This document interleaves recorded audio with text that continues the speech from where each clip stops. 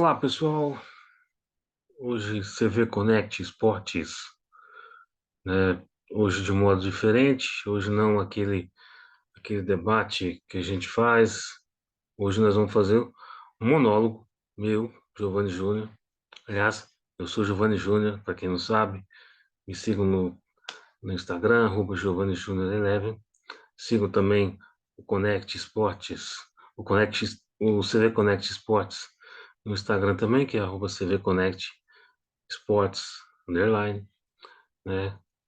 Nos dê um like aqui no canal e comente, compartilhe, faça o que você achar que deve. Hoje nós vamos fazer aqui um monólogo, uma leitura, né, sobre o que foi essa vitória da seleção brasileira sobre a Suíça por 1-0, ocorrida nessa segunda-feira à tarde, início da noite, lá no Catar, e também sobre os jogos, né, dessa segunda-feira e também do domingo, né, porque não tivemos, por conta de problemas pessoais, não tivemos o programa, o nosso debate usual, né, no último domingo. Enfim, vamos falar da seleção brasileira primeiro. A seleção brasileira classificada, venceu a Suíça por 1-0, sobra no grupo dela, sobra no grupo G, advindo de que Camarões e Sérvia empataram em 3-3. Então, esses resultados deram à seleção brasileira a chance de se classificar, ainda com uma rodada de antecedência. Então, a seleção brasileira contra Camarões pode fazer testes, pode usar uma equipe reserva se quiser, né? Mas, enfim, vamos falar primeiro do jogo com a Suíça, depois a gente faz o prognóstico aí contra Camarões. É o seguinte, jogo contra a Suíça, você que não acompanha futebol direto, e eu pude ver nas redes sociais, tanto pessoalmente também, uma galera que dizia que o Brasil deveria ganhar de 5-0 da Suíça, deveria ganhar muito bem da Suíça pelo time que tem, enfim. Você que não acompanha futebol, eu digo a você o seguinte: Suíça é talvez um dos times mais complicados de você jogar contra, porque historicamente a seleção da Suíça ela encarna aquele tipo de jogo. Ela se dá bem com aquele tipo de jogo trancado lá atrás, aquele paredão vermelho. É o tipo de jogo que abnega o jogo, que se abstém de jogar e não tem vergonha de se abster de jogar. Suíça é aquilo, é aquilo. Paredão vermelho e joga sempre por uma bola lá na frente, é, principalmente contra times grandes, como é a seleção brasileira.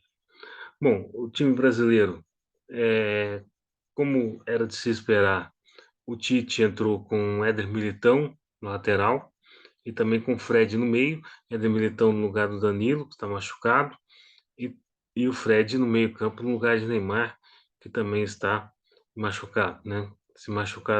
Ambos se machucaram na primeira partida contra a Sérvia por conveniência do árbitro, na minha visão, porque ambos apanharam e a Sérvia bateu demais no primeiro jogo. Mas enfim, vamos falar aqui da Suíça, né?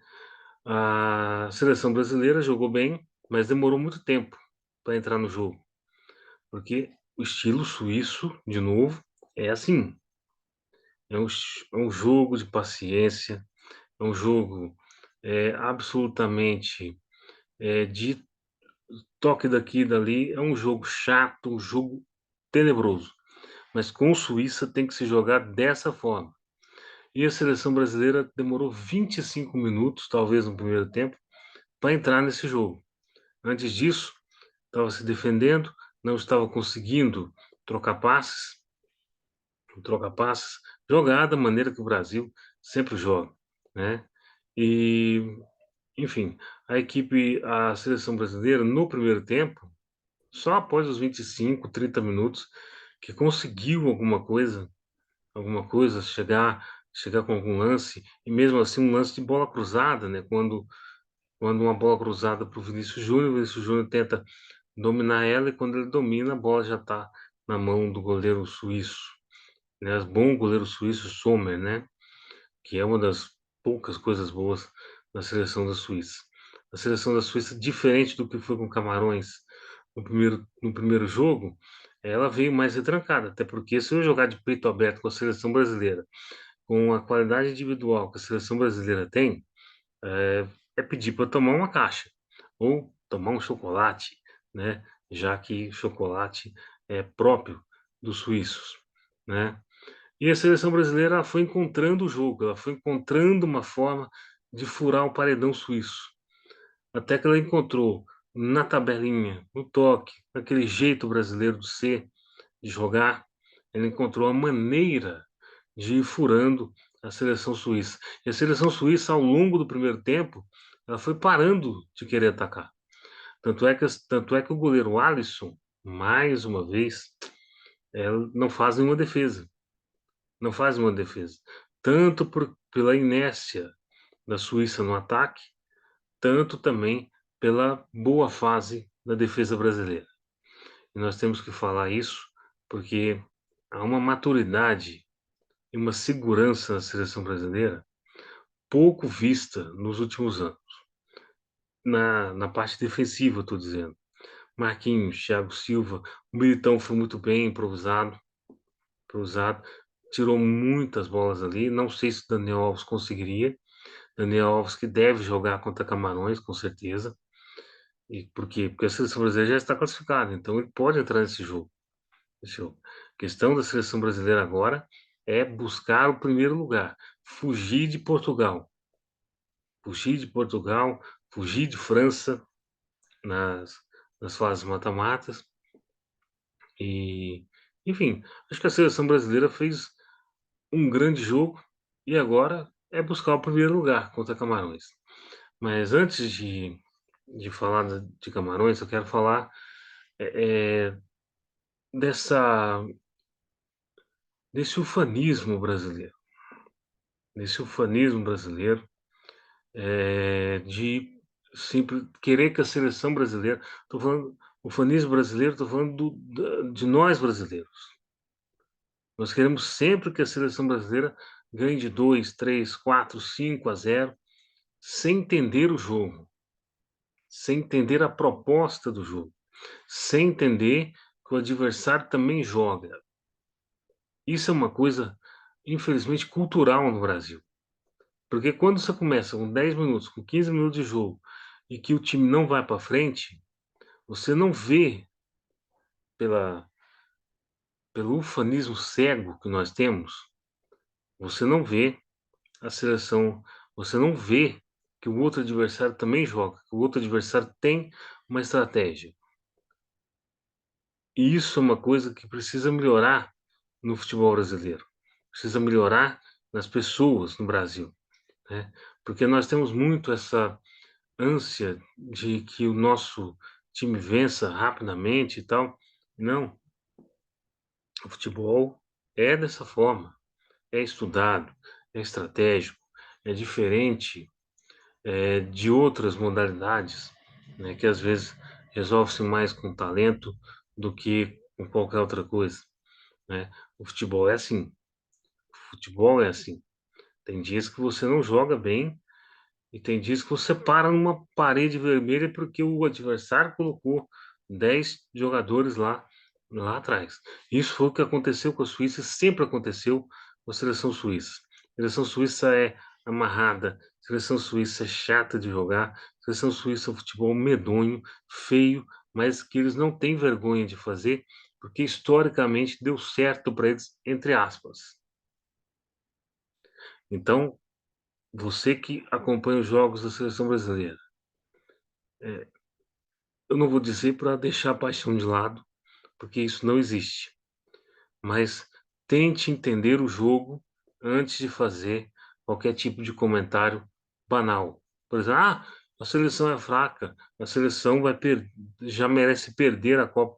Não, nossa seleção é a melhor seleção, pegou os dois adversários mais complicados entre as grandes seleções favoritas a ganhar. Você vê hoje Portugal, por exemplo.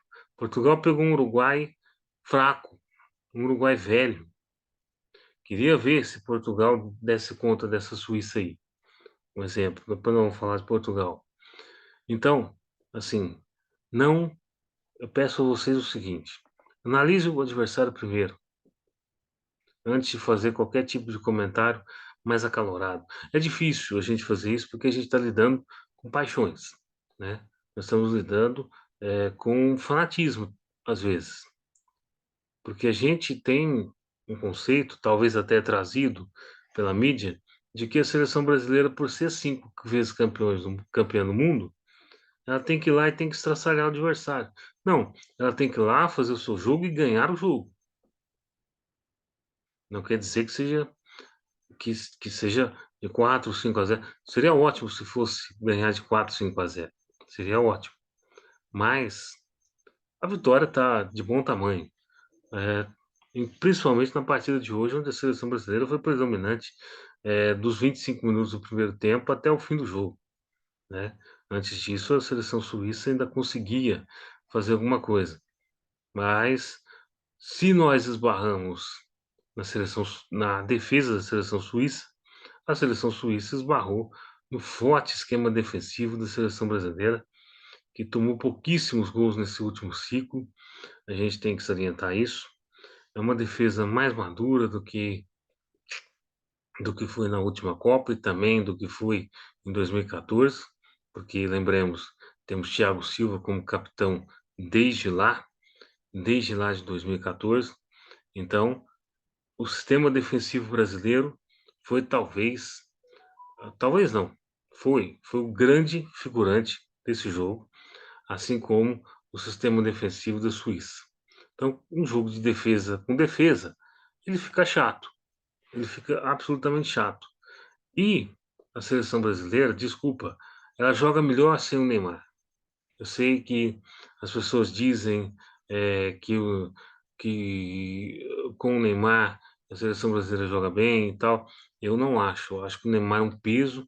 E hoje, se o Neymar jogasse hoje na seleção brasileira, acho que a seleção brasileira teria mais dificuldade de quebrar a defesa suíça. Por quê? Porque a bola ia passar toda hora pelo Neymar, pro- provavelmente seria isso, toda hora pelo Neymar, e isso é um esquema manjado da seleção do Tite. Aliás, Tite que tem que treinar outras jogadas variadas, porque hoje a quantidade de bolas que foi para o Vinícius Júnior, mais para o Vinícius Júnior do que para o Rafinha, foi um negócio que um outro adversário, próximo adversário mais à frente, digo, de Camarões e também de quem vier nas próximas fases, vai ser fácil de ser estudado. E aí você pode montar um esquema específico para aquilo ali e aí bloquear talvez a principal saída da seleção brasileira. Enfim, a seleção brasileira foi aguerrida, foi valente, foi paciente nesse jogo. Eu acho que contra o Suíço o que vale é a paciência, mais do que o aguerrimento. E conseguiu fazer 2 gols. Um gol muito bem anulado pelo VAR, né? No gol do Vinícius Júnior, que o Richarlison, que disputa a bola antes de dar o passe para o Vinícius Júnior, vinha, de fato, em uma posição avançada. E a seleção brasileira disse de novo, achou um jeito de furar a seleção suíça. E estava tentando aquela bola desde os 25 do primeiro tempo. Foi conseguir, no meio do segundo tempo, e depois, no o primeiro gol brasileiro, o primeiro gol que valeu, um bate-rebate dentro da área, e o Casemiro estava lá dentro fazendo aquela função de volante que pisa na área. E o Casemiro sempre foi assim, tanto no Real Madrid, tanto no São Paulo, quanto no Porto, tanto agora no Manchester United. Fez o gol que nos deu um alívio aos 38 do segundo tempo. Futebol é assim, amigos. Tem dia que você ganha no primeiro minuto, tem dia que você ganha no minuto 50, tem dia que você ganha, com 4, 5 gols de diferença. É isso, depende muito do adversário, depende muito do dia, depende muito da vontade, né, depende muito da circunstância, e acho que a seleção suíça montou o ferrolho, porque não tinha outra condição de enfrentar a seleção brasileira. A seleção brasileira que venceu a Suíça pela primeira vez na sua história, talvez até o único time europeu que não havia perdido para a seleção brasileira, dentro de uma Copa do Mundo, né? E hoje perdeu, e a seleção suíça tem total chance de passar, contra a Sérvia na próxima fase, né? Agora vamos falar um pouquinho, enfim, acho que o Brasil já tá bem liquidado. Vamos falar um pouquinho dos outros jogos de hoje e de ontem, dessa segunda e dessa terça. Jogos eletrizantes, muitos eletrizantes, alguns até surpreendentes. Mas eu queria dizer o seguinte, que é surpreendente para mim a fragilidade da defesa sérvia, absolutamente surpreendente. Tomar 3 gols numa equipe fraca como a equipe de Camarões é algo a se pensar. Acho que o treinador da Sérvia, Stojkovic, que foi um grande jogador, foi parceiro de Romário no Barcelona, né, tem que pensar um pouco essa questão da defesa, porque, assim, a Suíça hoje não atacou a seleção brasileira, e acho que esse seria o jogo correto. Só que num jogo entre Suíça e Sérvia, de equipes mais pau a pau, a seleção suíça vai atacar. E ela tem os seus valores também no ataque, apesar de que, historicamente, joga no ferrolho. É chato, é enjoado de jogar. E a Sérvia vai ter que arranjar um jeito de segurar o placar, de tentar sair na frente e segurar o placar. Coisa que a Sérvia não fez contra Camarões, saiu atrás, inclusive, tomou o primeiro gol, a seleção camaronesa, depois, num espaçamento ali de 7 minutos, fez 3 gols, né? Empatou aí no fim do primeiro tempo e depois, nos primeiros 7, 8 minutos fez outros 2 gols, fez 3-1, e é o que tudo indica ali, era para ter segurado o placar. E a seleção sérvia não conseguiu. Uma contra uma equipe fraca como é a equipe de Camarões, principalmente no seu sistema defensivo, né? Então poderia ter feito 4, 5 gols, a equipe sérvia não fez.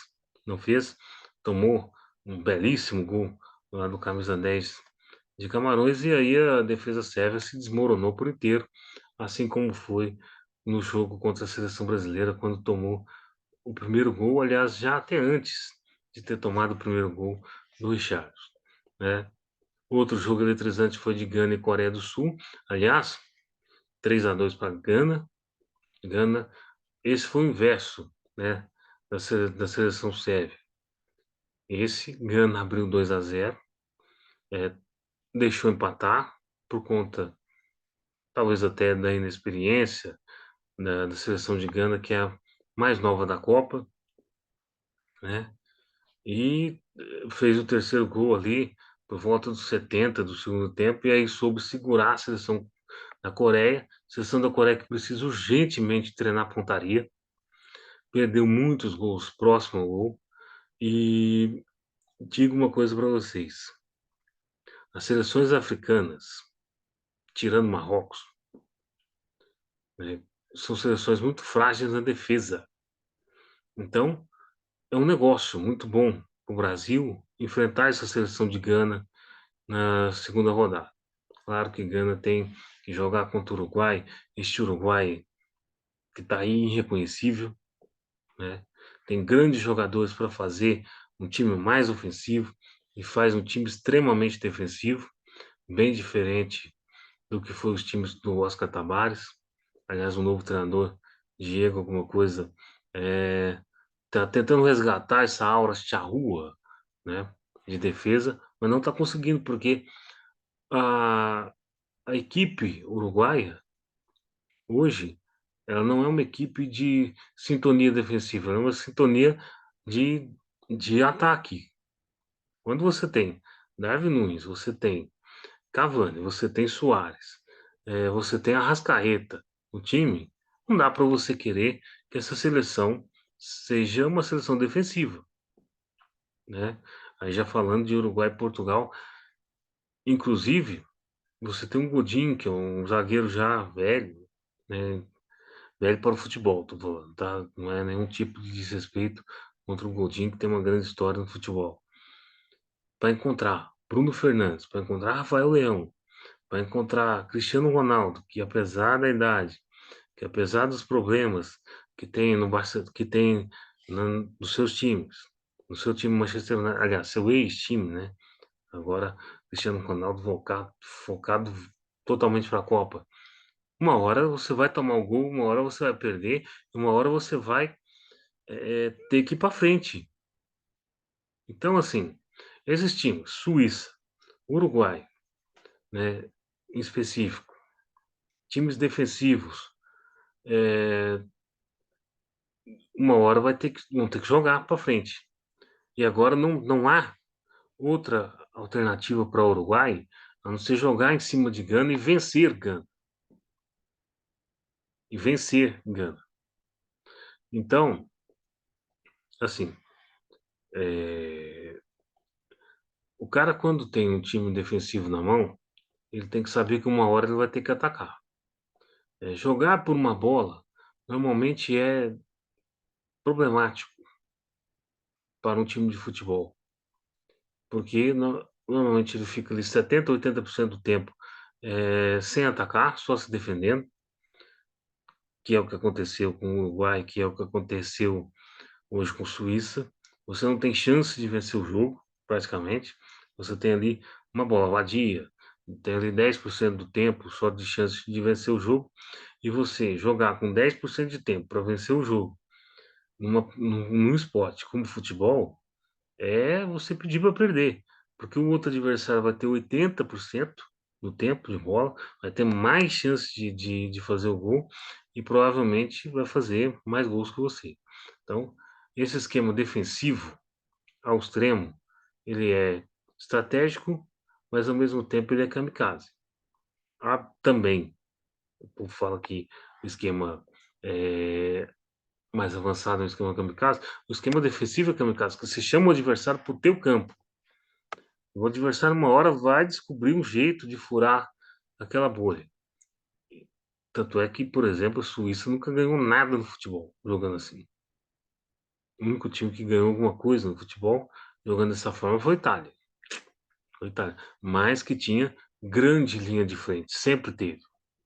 A Itália sempre foi considerada uma grande defesa, mas ao mesmo tempo ela sempre tinha uma linha de ataque muito forte. Vamos lembrar da 94, né? Roberto Baggio na frente. Vamos lembrar de 2006 com Totti, Vieri, né? Com Phil Inzaghi. Então tinha ali também uma chance de jogar mais à frente.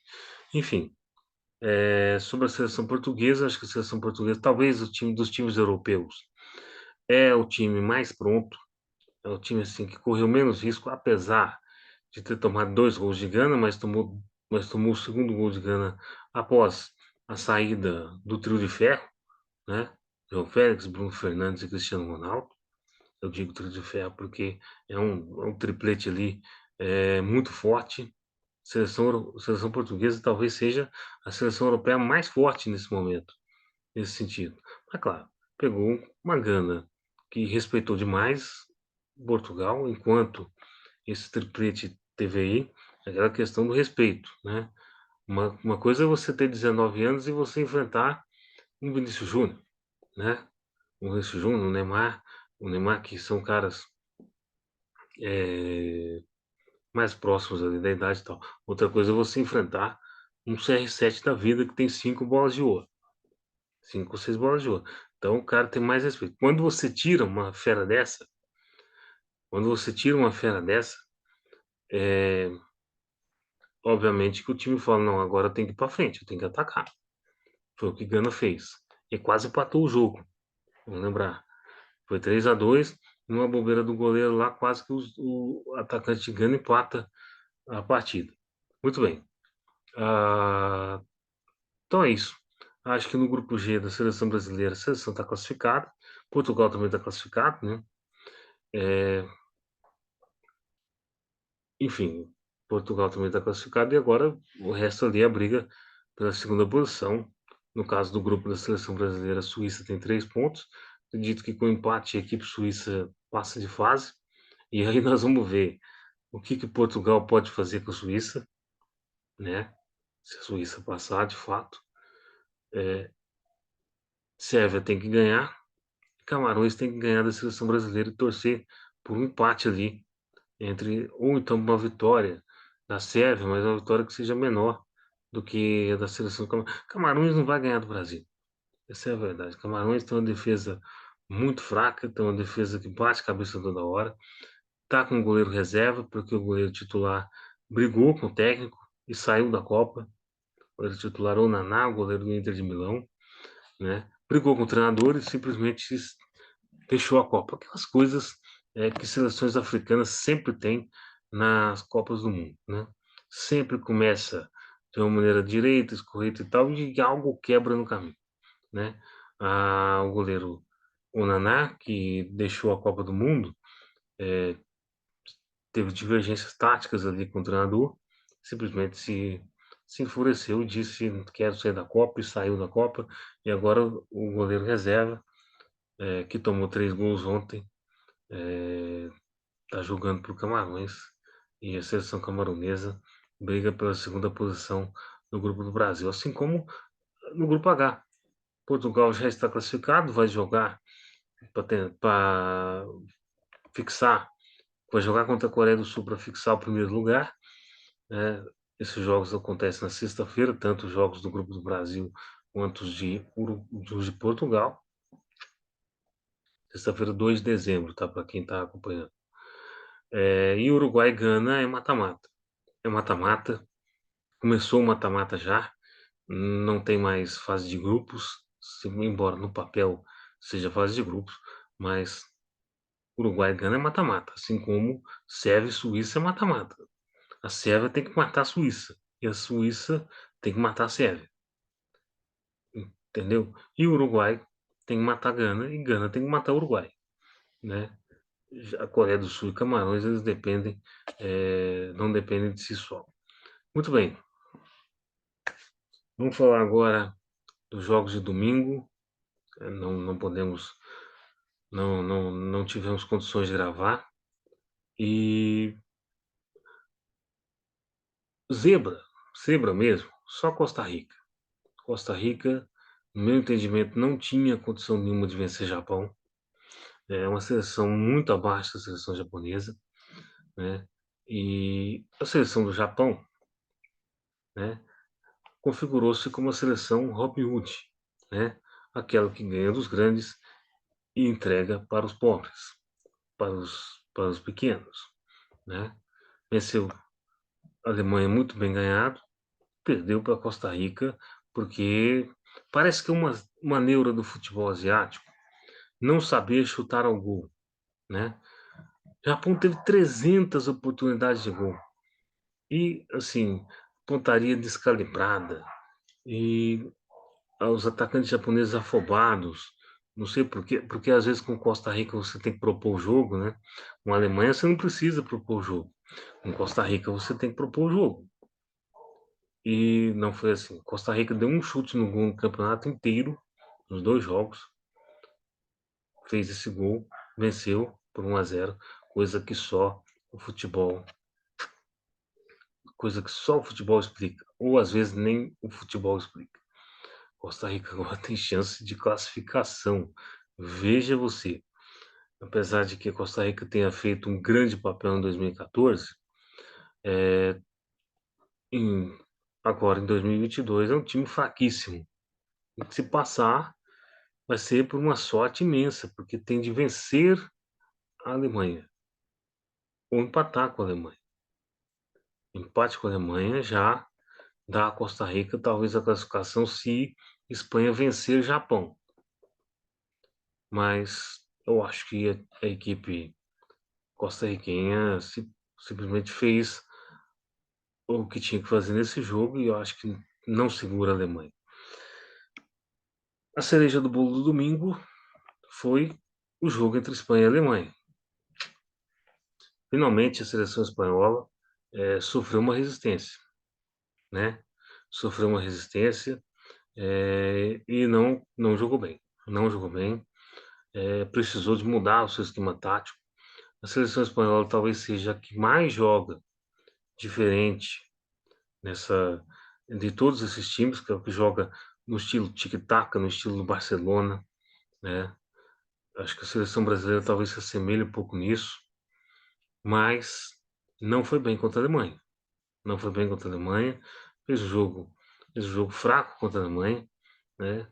A Alemanha impôs uma resistência em cima da Espanha, tanto é que o Luiz Henrique teve que trocar o sistema, teve que botar um centroavante de área no segundo jogo, no segundo tempo, para poder tentar fazer o gol. E conseguiu, porque o Álvaro Morata fez o primeiro gol da seleção espanhola, mas depois um pênalti ali meio que banal, assim, fez com que a Alemanha. Um pênalti não, perdão, pênalti não foi. Aí a Alemanha entrou um rapaz lá e uma jogada meio sem querer, a equipe alemã empatou o jogo. Mas a equipe alemã foi melhor que a equipe da Espanha, né? No meu entendimento, em boa parte do jogo. E a Espanha é aquilo, ainda é uma seleção jovem demais. Quando enfrenta um adversário desses, tem um grande problema, né? Tem um grande problema porque é aquele negócio do respeito.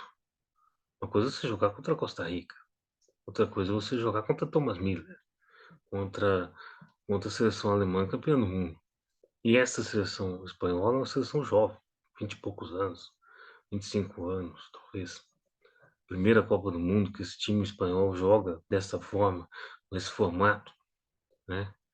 E acho que foi um duelo interessante entre treinadores, né? Hans Flick, campeão com o Bayern na Champions League, Luiz Henrique, campeão com o Barcelona na Champions League recentemente. Um duelo muito tático, muito estudado, mas que mostra que a seleção espanhola não é tudo aquilo, não é tudo aquilo, né? Outra coisa que eu quero dizer é o seguinte: Bélgica 0, Marrocos 2, todo mundo se surpreendeu com o Marrocos e todo mundo se surpreendeu negativamente com a Bélgica. Eu não. Por quê? Porque Marrocos vem investindo no futebol, o governo de Marrocos vem investindo no futebol já há algum tempo. Marrocos foi uma seleção, aliás, um país que pleiteou, pleiteou a Copa do Mundo de 2026 em Marrocos. E desde lá, na verdade, desde 2012, 2013, quando sediou o Mundial, Marrocos vem investindo grana no futebol, tem feito centros de treinamento de excelências, é, é o melhor futebol da África. Quem não acompanha o futebol, sabe, quando tem esses tipos de zebra na Copa do Mundo, normalmente é porque o público de Copa do Mundo é um público diferente de um público do futebol normal, desse futebol de Campeonato Brasileiro, de Libertadores, de que acompanha sempre. É um público que não pega muito o futebol durante um bom tempo, então ele fica ali com aquela cabeça que a imprensa faz de que os favoritos são esses e tal, e eles têm que ganhar. Não, a Bélgica é uma seleção velha, é uma seleção que infelizmente está em conflito, uma seleção que já deu o que tinha que dar. Acho que tem que ter uma reformulação na equipe da Bélgica, né? E, enfim, acho que a Bélgica perdeu para o Marrocos muito bem perdido. Marrocos é um time centrado, certinho, é um time que tem poderio financeiro, é um time que joga há muito tempo juntos também. Enfim, é uma equipe que não me surpreendeu vencer a Bélgica como venceu, né? claro que com o erro do Courtois no primeiro gol, mas, assim, o Marrocos já era melhor que a Bélgica. Aliás, uma coisa que eu quero teve também Croácia 4-1 Canadá, daqui a pouco eu falo. Aliás, uma coisa que eu quero dizer é o seguinte, que está evidenciado já nessa Copa do Mundo, o quanto os europeus terem se fechado para o mundo foi maléfico para o futebol europeu. Maléfico. Por que maléfico? Porque parece que o futebol europeu não acompanhou a evolução dos, dos outros continentes no futebol. Não estou falando em clubes, estou falando em seleção, em seleções. Por quê? Inglaterra empatar em 0-0 com os Estados Unidos não é zebra, não é zebra. A equipe norte-americana joga toda na Europa, tem um estilo de jogo, encaixotou a seleção inglesa. O que eu estou querendo dizer é o seguinte: Bélgica e Marrocos foi também. Parecia que o time belga não conhecia o time de Marrocos. Parecia que ia lá jogar, vou ganhar e ponto. Desculpa. Não é bem assim a situação. A França tem ganhado, ganhou com dificuldades da Austrália, apesar de ter ganhado de 4-1, mas ganhou com dificuldades. A própria França. Portugal ganhou com dificuldade os dois jogos, contra a Coreia do Sul, contra o Uruguai. A seleção brasileira derrotou Suíça e Sérvia. Então, o futebol europeu se fechou num caixote e parece que se fechou para o restante do mundo, achando que vai ganhar a todo custo. Você vê o futebol holandês, por exemplo, que vai jogar amanhã. A Holanda simplesmente não jogou bem nenhum jogo contra Senegal, contra Equador. Senegal e Equador jogou melhor que a Holanda. A Alemanha perdeu para o Japão. Parecia desconhecer o futebol japonês, apesar do time japonês jogar todo na Alemanha. Então, assim, falta o europeu refletir que esse fechamento, essa criação da Liga das Nações, para não ter amistosos mequetrefes, foi um erro. Foi um erro. Por quê? Porque a seleção europeia ela não está predominante, nenhuma está predominante nessa Copa do Mundo. Enquanto isso, outras seleções de outros países conseguem fazer o seu jogo. Por quê? Porque os times europeus se fecharam entre eles, não reconhecendo a melhoria nos outros lugares, só reconhecendo a melhoria de Brasil e Argentina por conta do histórico hierárquico, né, das equipes, mas achando sempre que vai golear times de outros continentes. Isso fez mal ao futebol europeu, muito mal. E a gente está vendo aí na Copa do Mundo que o futebol europeu hoje não é mais um suprassumo que sempre foi no futebol. Ainda está no topo, mas está um topo mais equalizado com outros tipos de futebol de outras regiões por aí. Enfim, para finalizar, vamos falar de Croácia e Canadá. A equipe croata saiu perdendo mais uma vez. Mais uma vez. Eh, Mais uma vez o futebol europeu desprezou um pouco o futebol de outra região. Canadá jogou melhor os primeiros 20, 25 minutos de jogo contra a Croácia. Até que a Croácia achou um gol de empate. Aliás, foi o primeiro gol do Canadá na história das Copas, né? E a equipe croata depois colocou sua experiência, o jogo de cadência. O Canadá é uma equipe inexperiente, uma equipe jovem, né? E que vai aprender muito com o que fez nessa Copa, até porque jogou melhor que a Bélgica, jogou melhor que a Croácia em boa parte do primeiro tempo. Mas depois a equipe croata com Perisic, com Modric, Rakitic, com Tadic, não, Tadic é sérvio, né? Com uma equipe extremamente experiente, pegou a bola, ficou tocando ali, minando a impulsividade canadense no primeiro tempo. Então, a seleção croata venceu bem, mas ela conseguiu impor o seu jogo depois de entender que Canadá não era aquele patinho feio que todo mundo falava. Aliás, que é um erro do futebol europeu, meio que menosprezar, eu acabei de falar aqui, os outros continentes, e foi um erro se fechar. Isso tá sendo demonstrado agora. Eu acho que vai ser demonstrado com mais evidência quando uma equipe europeia de um porte grande foi eliminado por uma equipe que não europeia de um mesmo porte ou então de um porte um pouco abaixo. Enfim, acho que por conta de Copa do Mundo, esse comentário já tá beleza, nosso monólogo aqui. Agora eu queria só pegar o final desse vídeo aqui, mais ou menos o final desse vídeo, para repudiar mais uma vez, aliás, pela primeira vez, né, que a gente tá falando disso, repudiar os ataques covardes a Neymar e também a Gilberto Gil por conta única e exclusivamente de política. Eu não entendo que a comissão de um determinado partido aqui do Brasil comemorou a saída do Neymar por lesão.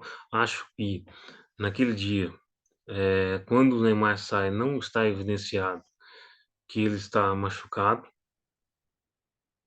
mas depois, quando ele vai para o banco, começa a chorar, aí sim cai a ficha.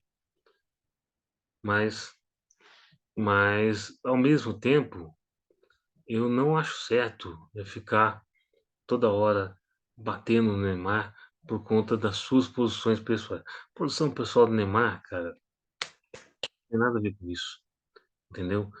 Apesar de eu não gostar, e acho que tem mais gente aqui, inclusive nesse podcast, que não gosta das posições do Neymar, acha as posições do Neymar indisplicentes e tal, mas aí você recriminar uma pessoa que saiu com um problema no tornozelo, com aquela entrada daquele Sérgio, que foi uma entrada criminosa, e por conta de questões políticas, você recriminar isso, eu acho isso um fanatismo bastante exagerado, digno do que é o Brasil hoje.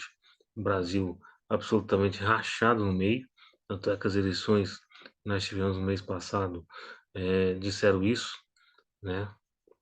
50 a 49, 50,9 a 49,10, um Brasil extremamente rachado. E também discordo, também quero aqui manifestar o meu, ah, o meu desejo de que pessoas como Gilberto Gil, como Chico Buarque, que fizeram tudo pela cultura brasileira e ainda fazem porque estão vivos e estão trabalhando, sejam mais respeitados nesse país, né? Gilberto Gil tem a sua posição política já de muitos anos, né?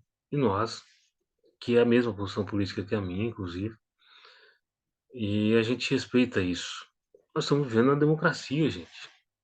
Você xingar um cara como esse, menosprezar por conta de política e menosprezar tudo que ele fez pro Brasil, você me desculpa, mas você é um grande babaca. Essa é a verdade. Botar política à frente da história das pessoas, sobretudo pessoas que fizeram um bem danado ao Brasil, né, que levam alegria para casa das pessoas, porque o músico leva alegria para casa das pessoas. O músico leva uma reflexão para casa das pessoas. O músico leva uma uma palavra às vezes amiga para casa das pessoas. Não estou falando só de músico, mas assim, um artista de modo geral. E você jogar isso de lado para poder falar de para xingar a pessoa por causa do posicionamento político dela, ou que democracia que vocês estão querendo? É uma democracia uníssona, porque se for assim, vocês não me convidem. Não me convidem que eu não quero participar. Não quero participar. Aliás, eu abomino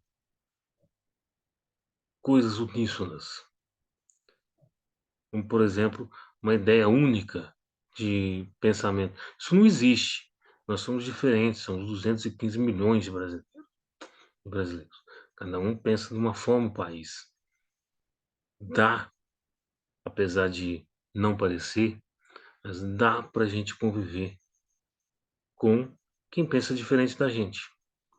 Então, parem para pensar.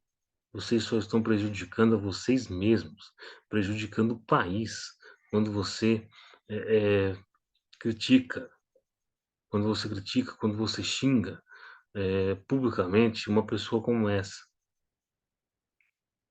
Vamos ter mais respeito pelas pessoas. Vamos ter mais, vamos ter mais confiança no nosso sistema democrático. Vamos ter mais confiança no país, de que tudo vai dar certo, de que um dia nós vamos dar risada disso tudo. Porque parece que não. Parece que nós estamos vivendo um momento de ódio ao extremo. E tá chato, tá cansado. Tô cansado disso. Tudo bem, vá na sua rede social, vá no seu hall de amigos, faça o seu desabafo, faça as suas publicações, mas não vai na rede do cara, não vai de frente o cara falar, ó, seu merda, você é isso, você é aquilo, por conta de uma posição política. Enquanto isso, os políticos estão lá rindo entre eles. Não dá. Gilberto Gil, meu abraço. Neymar, meu abraço também. Não concordo com a posição política do Neymar, mas acho que ele é uma figura importantíssima para o Brasil. E ele precisa entender isso também. Quando você se posiciona publicamente. Gilberto Gil nem se fala, né?